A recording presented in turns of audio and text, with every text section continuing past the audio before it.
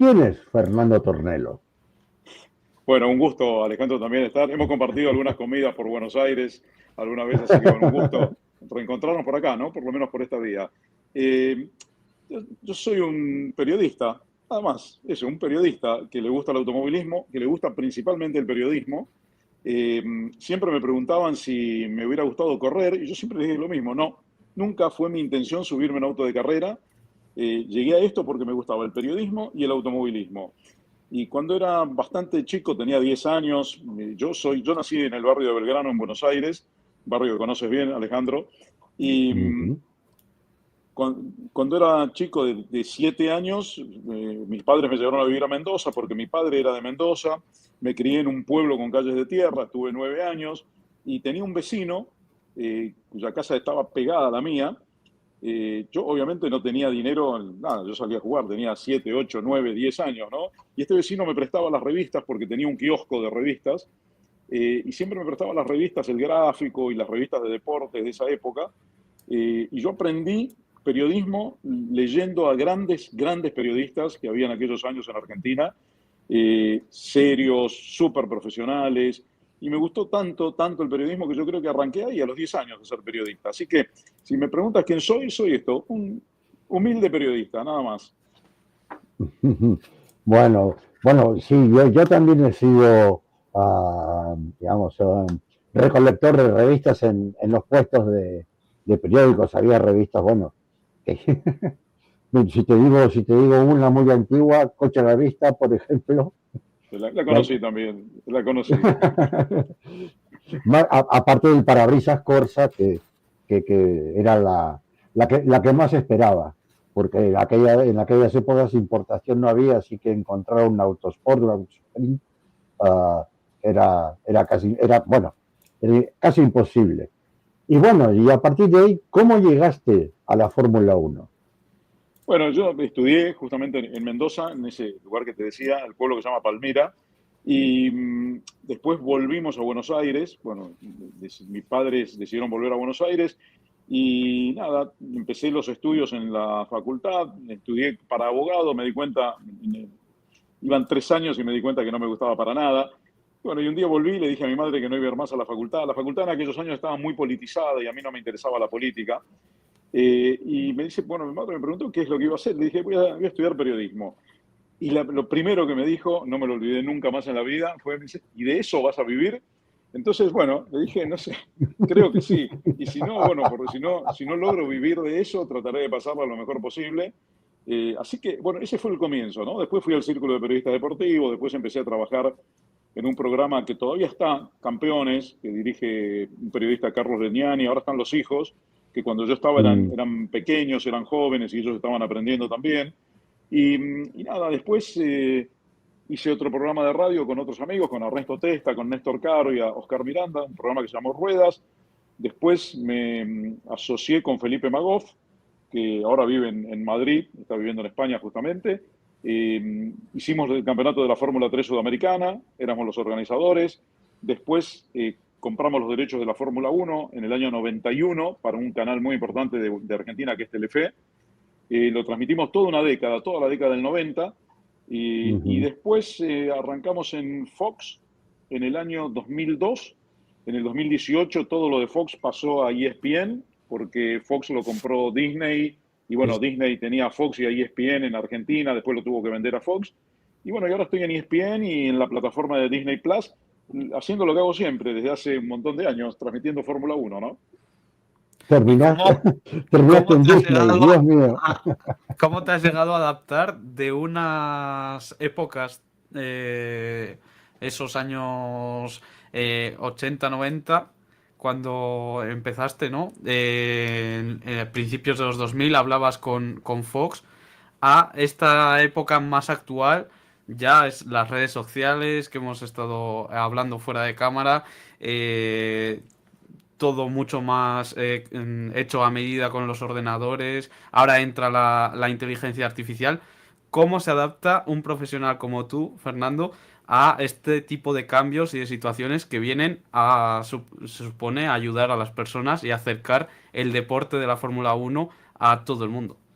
Bueno, es muy interesante eso porque obviamente, yo arranqué, para que tengan una idea, soy un producto de los que llegaron con Carlos Reutemann a la Fórmula 1, ¿no? Es decir, cuando Reutemann fue a Ferrari en el año 76, miren la cantidad de años, estamos hablando de 47, 48 años atrás, yo arranqué, era muy jovencito, arranqué y al año siguiente ya estábamos viajando a cubrir carreras con mis compañeros también de Fórmula 1. Mi primera carrera fue en Brasil, mi primera carrera en el exterior, ¿no? En Interlagos, el Interlagos viejo, el que medía casi 8 kilómetros, 7.960 metros.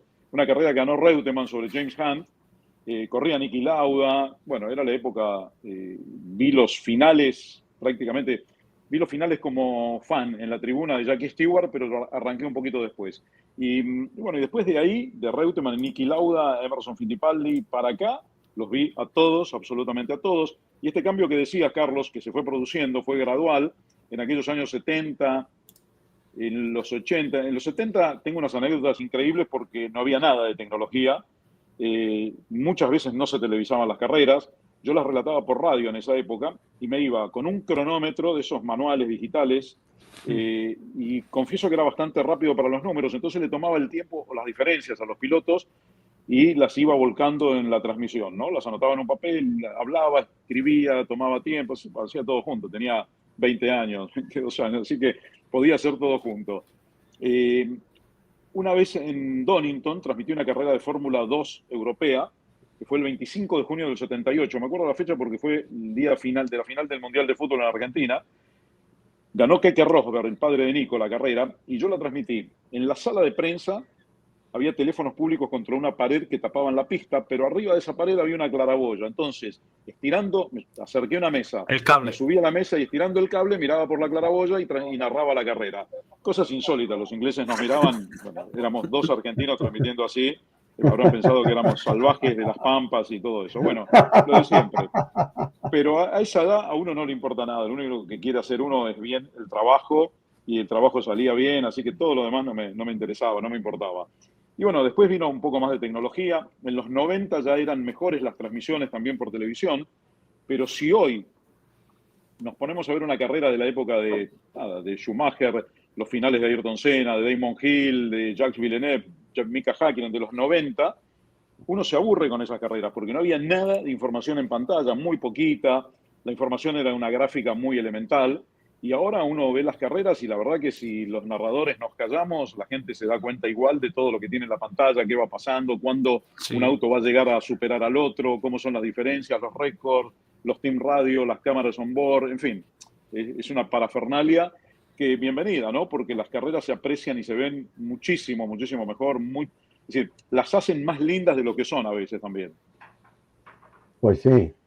Pues, digamos, he conocido por ahí mejores televisaciones, pero hoy que colocan una cámara en cualquier lugar, encima me gustan mucho las que van a ras del suelo. Sí, sí.